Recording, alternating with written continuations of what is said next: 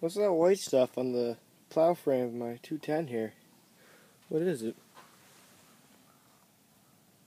Looks like snow. That's right.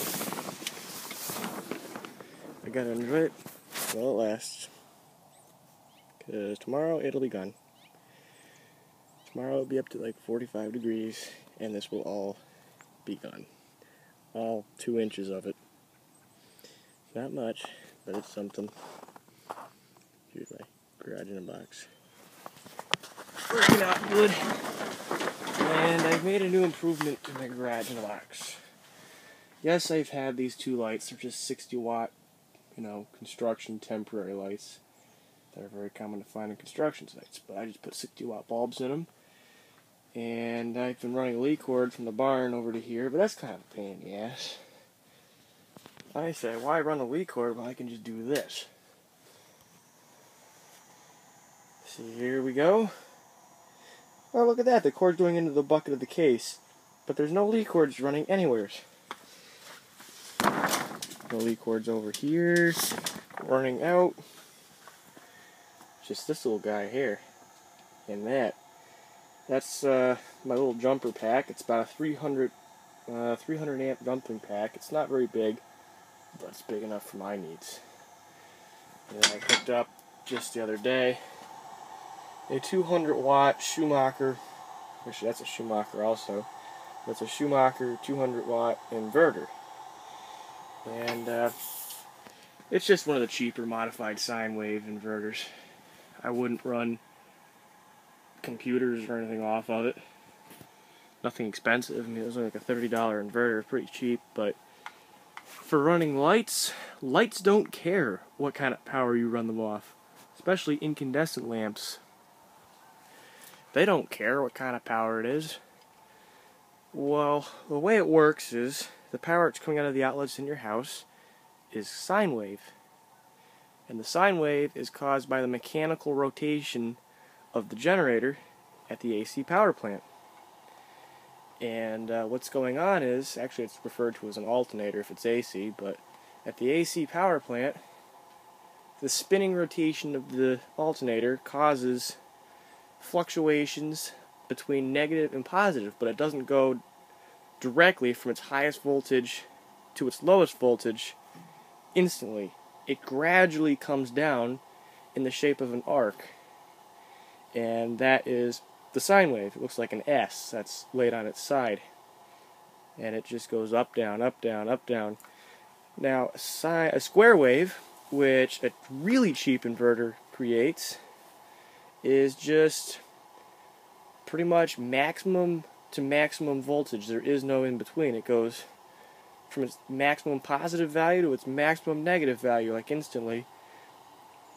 And that can be rough on sensitive electronics. It can really destroy them. It can ruin batteries if you're charging batteries off an inverter. But this is a modified sine wave inverter, and what that does is instead of just going from its maximum positive to its maximum negative back to its maximum positive, what it does is it gradually steps it down. Not in a perfect arc, but in a series of steps using capacitors. So it's not perfect AC, but it's better than square wave. And most of your AC stuff will accept it, I guess you could say, but not necessarily like it. Fluorescent lights will tend to buzz.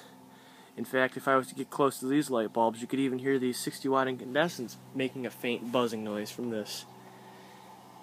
So it's not perfect. In fact, for running my battery chargers, I've been thinking about putting an inverter in the back of my car so that way I can charge my drill batteries on my way to work or way home from work. So I don't forget to leave them, or if I bring them in the house, I won't forget to bring them back out, that type of thing. But if I do that, I'll just buy a true sine inverter, which is, they're a little bit more expensive, but they create power that is as good or better than the power coming out of your outlets in your house. Just using more capacitors, pretty much, and a microprocessor. So this is more than I need to run these 2 light bulbs down here. It's only 120 watts right here.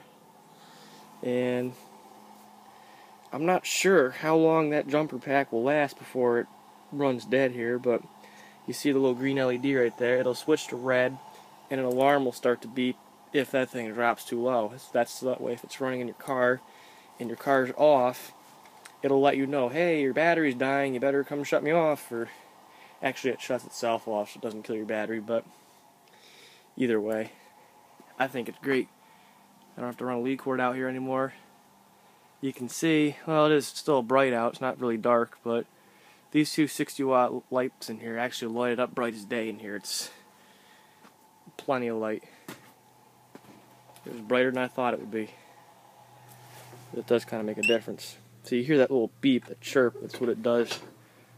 So here it is without the light, here it is with the light. It really does make a nice difference. So this was a pretty cheap way of putting lights in here. I mean, you can get inverters cheaper than that, but I don't know, the cheap inverters aren't as good as the more expensive ones, but for incandescent light bulbs, they really don't care. So I just thought I'd share that.